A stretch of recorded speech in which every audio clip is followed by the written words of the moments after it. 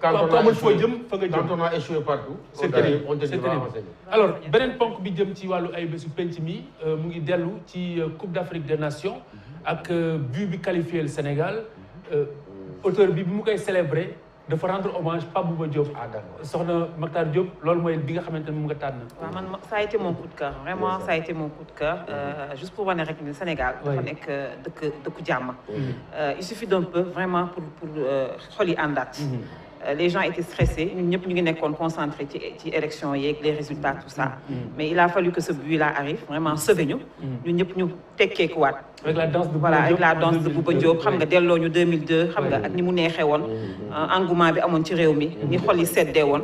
vraiment ñu koy dundaat muy lu neex. juste pour wax ne que le sport aussi est à valoriser. Absolument. Parce que non seulement ça fédère.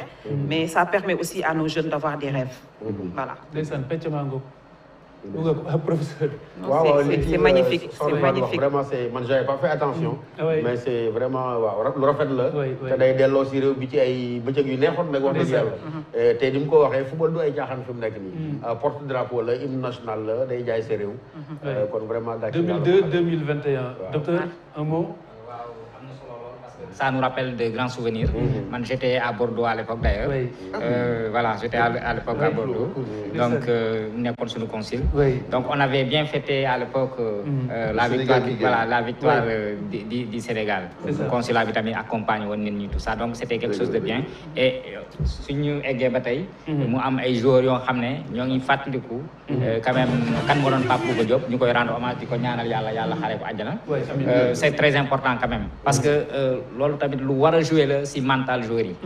ñu fàttaliku les anciens. pour mu gën leen may ñu fas job. je pense que loolu c'est important quoi. waaw des na lii. xam nga lii dafa nekk loo xam ne lii dafa rafet parce que dañu nekk ci société boo xam ne dañoo gaaw a fàtte. dañoo gaaw a fàtte moo tax léeg-léeg yenn signes yi dafa war di sax. bu saxee nit ñi di ko rappeler. kii dafay rappeler bi Pape Bouba Diop mu dugalee son premier but. C'est ça. Comme le dit le docteur Sané. Fierté bi animé woon Sénégalais dafa dépasser même le cadre du football. Parce que football jeu la. Et puis football dafay nekk benn moment xam ne bu nekk ci compétition day nekk benn moment de respiration. Absolument. Bon il se trouve que nag cette fois-ci dafa dajeek campagne électorale bi même fii pour les locales au Sénégal dama doon wax sax yenn homme politique ma ne leen yéen seen li ngeen di def ça va être contre-productif parce que football bi mu ngi fi mais on avait l'impression que nit ñi sax équipe nationale bi kii wuñu ko woon noonu dafa engouement bi demewul woon noonu mais à partir du moment où gis nañ équipe bi qualifiée ku mel ni Bamba Dieng def ce signe là ce danse là mu rappelé Pape Bouba Diop effectivement xol yi fees na et puis rappelé nañu loo xam ne que y a des fondamentaux que football jeu la mais football aussi union la union sacrée la et union sacrée boobu moo génn ci lii ci fecc mi nga xam ne ñëpp rafetlu nañ ko en effet parce que ñi nga xamante ne ñu ngi juddu woon ci jamono jooju xëy na xamuñu woon sax séquence bii tey jii fàttali nañ leen que muy loo xamante ne xëy na lu bokk si ñun la dëgg la parce que xam nga football damay def benn digression football dafa li muy ëmb léegi dootul jeu rek dafa am ay considérants politiques am ay considérants yoo xam ne ni sociétal absolument da ngay xool tey jii rek nit ñi critiquer équipe nationale équipe boo xam ne ñëpp dañ koy yëkkati woon mais dañ koy critiquer même buy gagné dañ koy critiquer parce que nit ñi dañu am exigence de résultats parce que équipe boo xam ne nii ña fay ne ñu ngi jouer dans les plus grands clubs mais nag nekk des plus grands joueurs taxul nga am la plus grande sélection man damay rappeler benn anecdote rek d'ailleurs Sané moom moo koy rappeler bi ma nekkee Bordeaux à l'époque Kasper Zak je crois ou non un Polonais il y avait un Polonais un entraîneur polonais qui avait l'équipe nationale mu ñëwoon sama bureau parce que dafa waroon recruter des joueurs de Sénégalais qui avaient la nationalité sénégalaise ou à qui on devait donner la nationalité sénégalaise pour jouer à l'équipe nationale il y avait Saivet qui était encore en centre de formation et qui devait intégrer. Et il y avait un certain Baldé. Mais dafa yàggoon Bordeaux ci xale yi la commencé ba kii. bi mu ñëwee di ci waxtaan ak man ma ne ko lu la joueurs yi wax ñu ne ko ñoom dañu am le pressentiment que am la capacité pour jouer équipe de France.